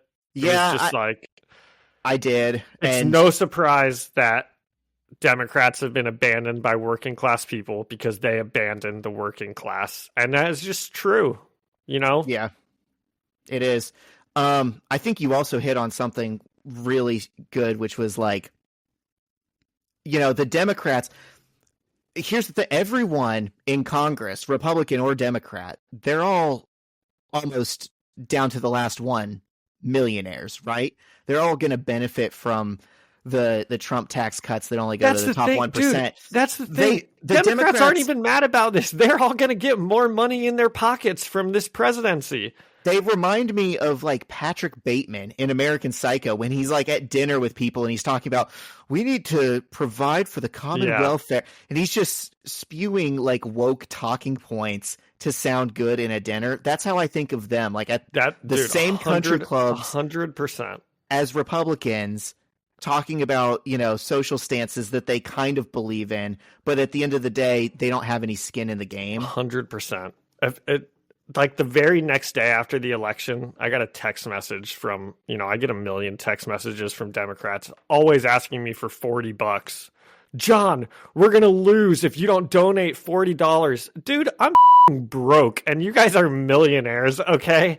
But the next day I get a text message from Chuck Schumer. John, sign the petition to not make Trump a king. The same one. The No Kings Act. And I'm what do we need a petition for? What a Democratic thing to do. It's just all show and no substance at the end of the day. Oh yeah, we're all going to sign a piece of paper saying Trump can't be a king. That's going to make a big difference.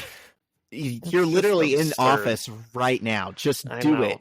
You don't need a text campaign to do it. Where's a text campaign in the Constitution? That's the worst. The other thing, they kept saying things like he's a threat to democracy, he's going to be a dictator. And okay, if you actually believe that, you go to any lengths possible to prevent him from rising to power. And they were talking about, maybe this is not something I should have on a podcast, but earlier this year when they were there's no room for political violence. Well, okay, but if you think someone is a threat to democracy and going to become a dictator, I feel like there is. I feel like if you truly believe that, then you do whatever you have to do. You suspend the Constitution. Well, you don't even have to do that. I mean, I think you're right. You don't let him destroy America because it would be breaking the rules of America to stop him. That's the dumbest thing. But also, Trump is a criminal. He's been convicted of crimes. If they wanted to put him in jail, they'd find a way to put him in jail. That's what happens to criminals who commit crimes, Well, if they wanted him in jail, they would have processed his cases and started them the second he left office 4 years ago and not waited to where it all hinged on him losing the election. Yeah, they're just... since we're also the number one sports political comic book podcast, this is another thought I had. Okay, when football teams are up by one possession or less, 4 points, and there's 2 minutes, and they can either go for a first down and win the game, or they can just run it 3 times and kick it and hope that they win.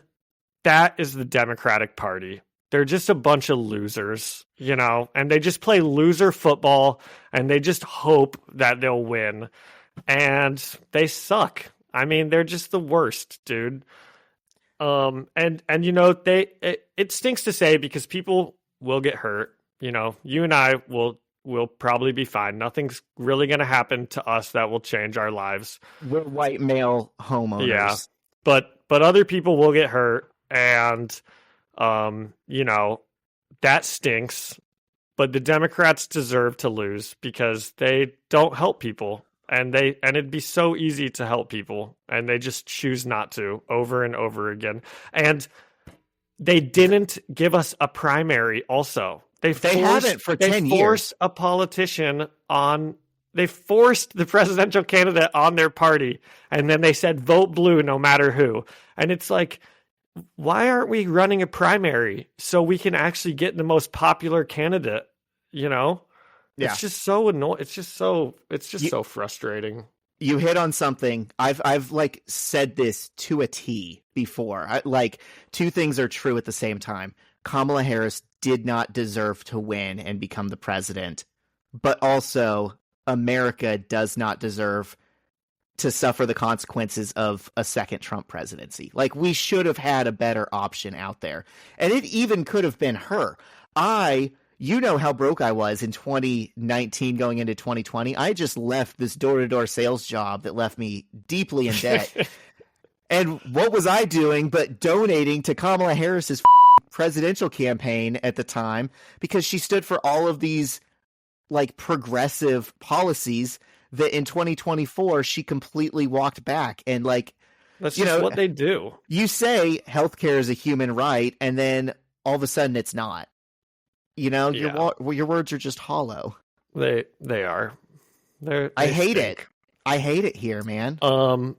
The American political system is a pendulum, and the further it swings towards the right, hopefully that means the further it will swing back towards the left. And that's how we almost ended up with Bernie Sanders after the last Trump presidency, and God save him. I hope he is still alive and healthy enough to run, because I truly believe he's the only good politician, and I've said it forever, but the man has been fighting for working class people since the 60s, and he's the only one who does not change his opinions the more like power he gets, because every other Democrat, like you just said, the second they get any amount of power or win an election, they just immediately become like another corporate Dem who doesn't have any morals that they started with. Well, and here's the other thing. I feel like the DNC is not stupid. They're not helpless and powerless when it comes to infighting. They are so good at squashing like the squad out of Congress. Like, half of them got beaten in their primaries. And I think the reason is they have accepted that Bernie Sanders is like the face of the progressive movement. They're like, God forbid a younger person who could actually run for president takes up his mantle. We are going to crush them all early in their career. I know. So that when this 80-something-year-old dies, his movement dies with him. There isn't anyone else. I know, dude, it stinks, because I try to think about like who else could realistically like be that person. And I don't know, maybe like AOC, but I don't even know how popular. I mean, I don't really follow her politics all that much or anything. And it's a bleak time. And I mean, here we are complaining about like the process of it all and like whatever. But like you said, enough can't be said about the fact that this is going to have real consequences on real people. I have a trans sister who I love dearly, and I know she's scared. Her community is scared. I feel for everyone who is going to have a harder 4 years, than we are, and possibly longer. I just hope, my like optimistic best case scenario, because it doesn't seem like Trump is that interested in doing the job of the president, is that he just pardons himself on day one and then off to play golf for the next 4 years. I think we could take that as a win. Just no president is better than him being president. Definitely. Unfortunately, I think he's surrounded himself with people who actually want to get stuff done. And they're pretty excited for the Project 2025. My hope is that, all of those things are actually, all of the things they try to do are actually pretty unpopular policies. So hopefully they won't actually be able to do them, because if they do, then like they'll it's like lose. Political suicide. Exactly.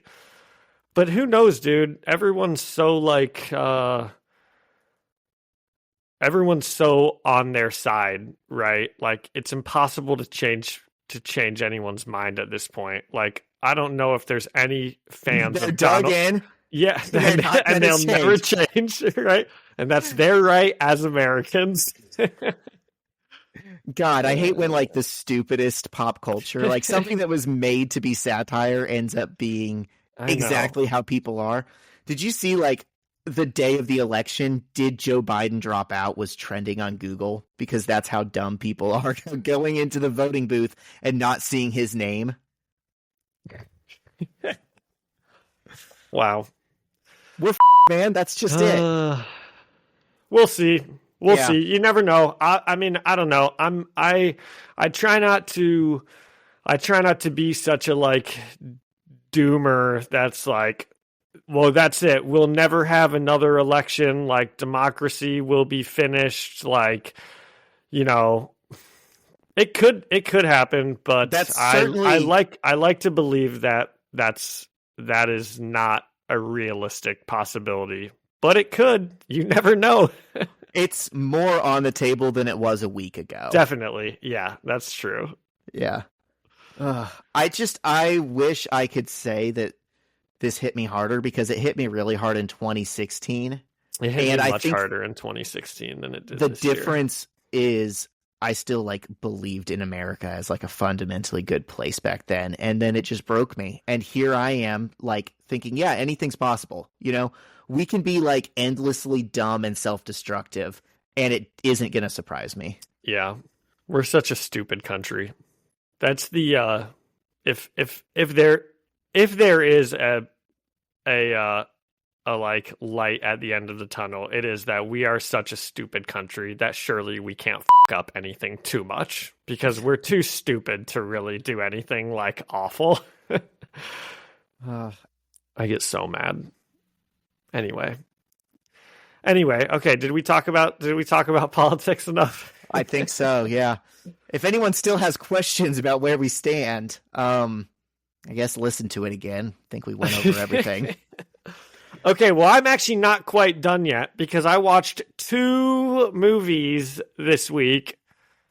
Two movies? Good grief, they're just awesome. One of them is V for Vendetta. I think it's my favorite movie of all time. I think it has taken that place of my favorite all-time movie. What it pass? What else would be? Well, I would always say my favorite movies are The Dark Knight, V for Vendetta, Shooter, starring Mark Wahlberg, and Four Brothers, starring Mark Wahlberg. Known great man, Mark Wahlberg. And I probably would have The Dark Knight as my favorite, and I think V for Vendetta has jumped it. But I do love all 4 of those movies a lot. But I think V for Vendetta's jumped it as my all-time favorite movie. It's just so good, and you know it really it sounds so stupid sometimes to compare like pop culture stuff to the real world, but oh hell yeah, the election being on November the 5th this year was really like, yeah, I know. It was awfully prescient, and you can watch a lot of that movie, and you know I'm sure Republicans would watch a lot of that movie and be like, this is just like Kamala Harris, but it is pretty obvious, like, looking at that movie and being like, man, this is, like, very similar to the conservative party that we have now. And, you know, who knows? Who knows? But it's awesome. He specifically says in that, he's like, sometimes violence can be used for good. And you're not wrong. Sometimes it can be. I want to be clear. Before I send those out to the internet, I think it's like the last political resort. But you know what? Sometimes it is the resort. I mean, that's what our founding fathers did. That's what like America was built on. You can't really celebrate the 4th of July as like an inherently good thing and then say that it never has like a place in history. I mean, if we had found Hitler, we would have killed Hitler. It's everything's relative, you know, to like how much suffering and harm it causes. And even people. like, yeah, dude, that's why when I was debating Batman in our thing the other day as Captain America, and they asked about like violent protests, I said to all of the kids and the teachers, we need to stop clutching our pearls as a country when it comes to like people doing like violent things at protests because, one, I don't consider destroying property violent in the least, unless it's like someone's personal property. Destroying businesses and stuff like that, I don't care about it. And that is what the founding fathers did. Like, dude, the Boston Tea Party was a lot of like, property that they destroyed, and we still talk about it like to this day as like a great type of protest. And that rocked. I know, that's awesome. Like, that's the founding fathers did a lot of stuff that was wrong. The tea in the harbor, man. I'm proud to be an American for that. That's cool. Yeah. Okay, so V for Vendetta, that movie's awesome. Everybody should watch it. If you haven't watched it in a year, you should watch it. I finished the comic, not nearly as good as the movie. Ooh, hot take. Not really. The movie is so much better. You hear that, guys? John, comic book podcaster, on Alan Moore. And then the other movie I watched was Snowpiercer. Have you ever seen that? You've told me about it. I haven't watched the movie, but I feel like I have through you. Like it. I'm sure I haven't explained it all that well or anything, but it's Chris Evans, and there's a train going through snow, and each cabin is like a stage of capitalism something. It's got some awesome anti-capitalist themes in it. And it's just a pretty good movie. It's directed by the same guy who did Parasite, which obviously like took the world by storm like 4 years ago. But it's one I would recommend watching. Nice. Yeah. Was that all you had? Yeah. I mean, I don't want to spoil it for you like I did The Prestige. I also watched 2 good movies this week. I did 2 movies? 2 movies. I did Doctor Strangelove, which is so old. I'm not going to spoil it for anyone. It's Stanley Kubrick. It's about the atomic bomb. Just good political satire. And then this anime that I keep referencing that made me cry like a baby. It's called Your Name. It was like the sweetest, saddest, sappiest movie I've ever seen in my life, and I can't wait to watch it again. Okay. All right. I'll jot that one down. Your Name anime. Yeah. It will make you cry, I promise. Oh, I'm sure of it. It's like if the first 5 minutes of Up was a 2-hour movie. Was the entire movie? Okay. Yeah, I'll be crying like a baby. Yeah. Dude, V for Vendetta makes me cry, man. Oh, but there are some good scenes in it. When he's dead and going through on the train? Well, yeah, at the very end and everyone's taking their masks off. Yeah, that's a really good part. But also the part where she cuts her hair. Or gets her head shaved. Yeah, and you're reading about like the story of Valerie who like wrote it on the toilet paper. Yeah, dude, that movie's just so good. I need to watch it again. Maybe I'll leave this mask hanging up here in the back. I'll leave this up full time. Let it be a call to action that you see every day. Exactly. I know. Actually, it's kind of sad because you watch stuff like that and then you like live in this world where like potentially, maybe the country is actually like moving towards a type of fascism, and I'm not going to do about it. I'll just keep going to work, not worrying about it. I just don't watch the news, I don't stress about things I can't control generally. So we talk about it. We talk about it on this podcast, and then I just try not to worry about it, Yeah, it's definitely exerting a form of like privilege, but also definitely I have dived down that rabbit hole too deep sometimes, and I'm like on the verge of killing myself, and I'm like, maybe I shouldn't do that. Live in a constant state of awareness. Yeah, maybe it doesn't actually help to just post things on Facebook arguing with my friends and blah, I've caught myself before, like 12 replies deep into a conversation with like an anonymous Trump supporter on Twitter, and then I'm just like, what am I doing? What are you doing here? I need to go on a walk. I'm just pacing around my house with my phone in my hand, like getting angrier. Yeah. It got real not bad anymore, but years ago I was I was doing that. It got real bad this week when I was like in the shower and I'm like practicing my talking points for when I run for president as like the biggest leftist populist ever. I texted my family this week afterwards, and I said, in 4 years I will be over 35, and I'm gonna run, and it's gonna be my big policies are gonna be bringing the guillotine back and a 4-day work week. Dude, I've been on the 4-day work week. That will be those will be the most popular policies in America, I think. I have the worst job in the world right now, and I refuse to leave it because at least it's a 4-day work week. Oh, that is awesome, dude. It's 4 10-hour days, but yeah. Still, speaking of the worst job in the world, I also, in that same text, I thought of the best job in the world. I'd be so good at this, Zach. I want to run a kangaroo court for billionaires so badly.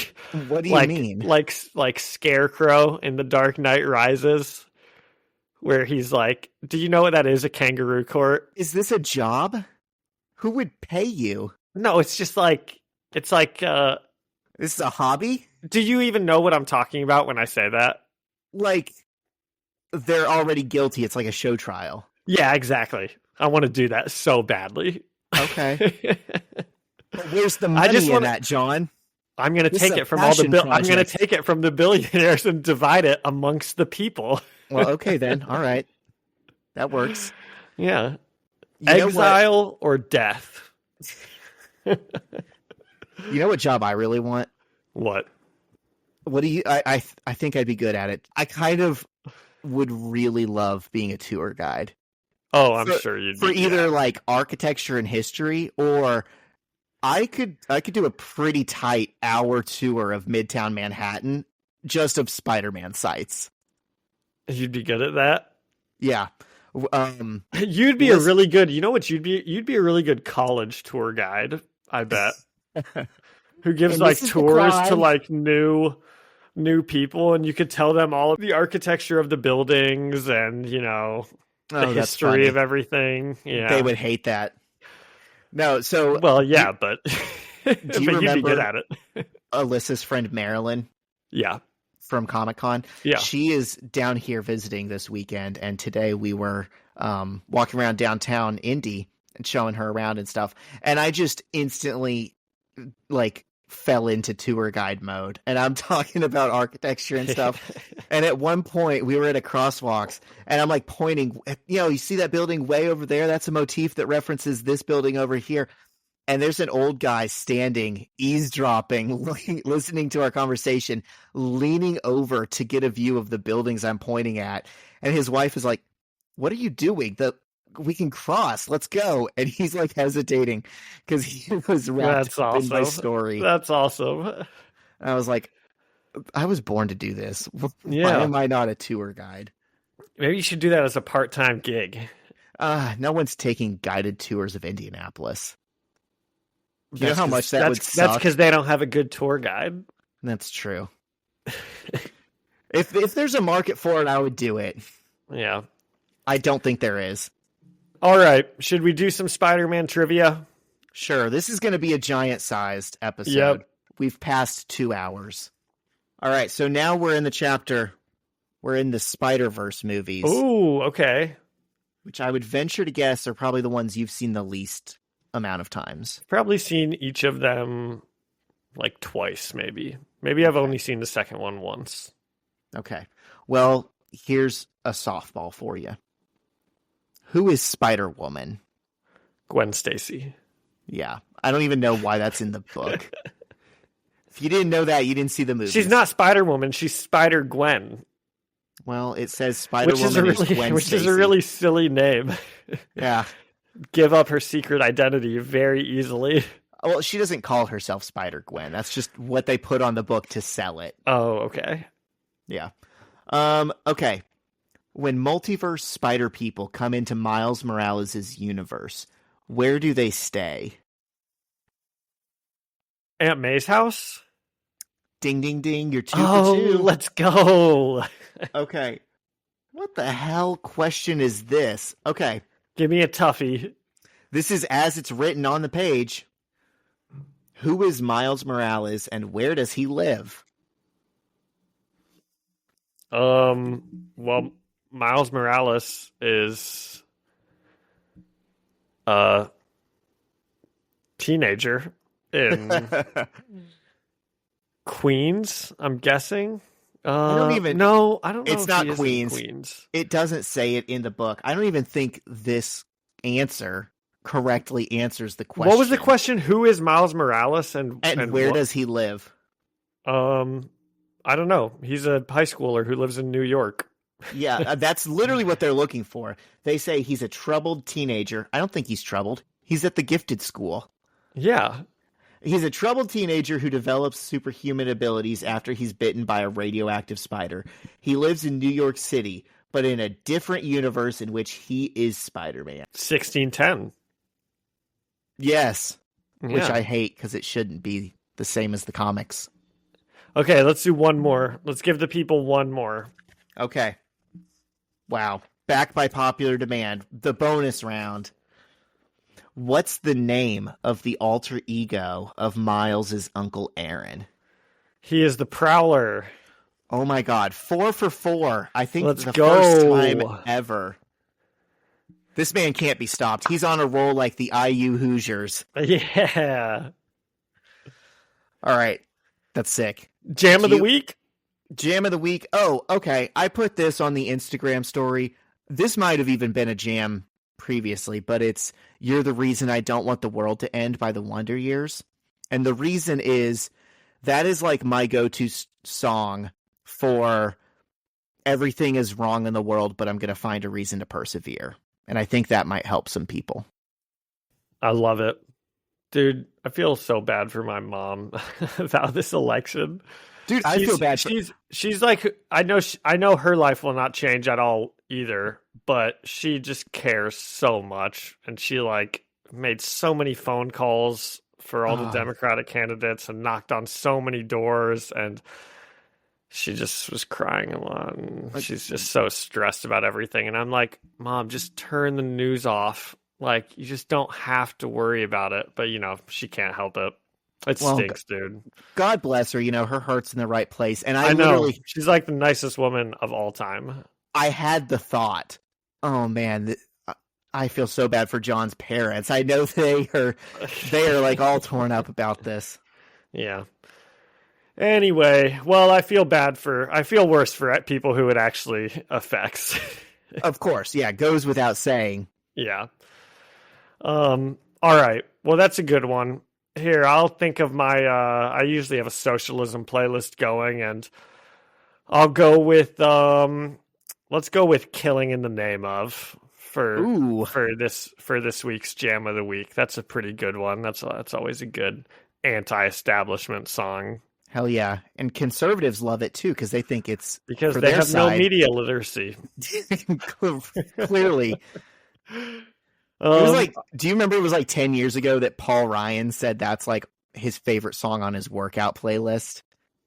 Dude, it was like 4 years ago that there was that like conservative, they were like dancing to that song, like waving like Blue Lives Matters flags, as if that song isn't all about how the police are the same people as the KKK. Mark my words. At some point in our lifetime, Republicans will love the Police by NWA because they think it's about tenderly making love to them. That's funny. All right. Should I take us out? Please do. Okay. Thank you so much to Ian Hickey for our music and Alyssa Seaman for the artwork. And thank you all for listening and leaving us a review or a comment. You can find us the First Read Ultimate Spider-Man podcast on Spotify or Apple Music or anywhere else you listen to podcasts. And you can come and chat with us and leave us a comment on Instagram at First Read Podcast. Send us an email at firstreadspidey@gmail.com or find us on YouTube, First Read Ultimate Spider-Man Podcast. See you next week. See ya.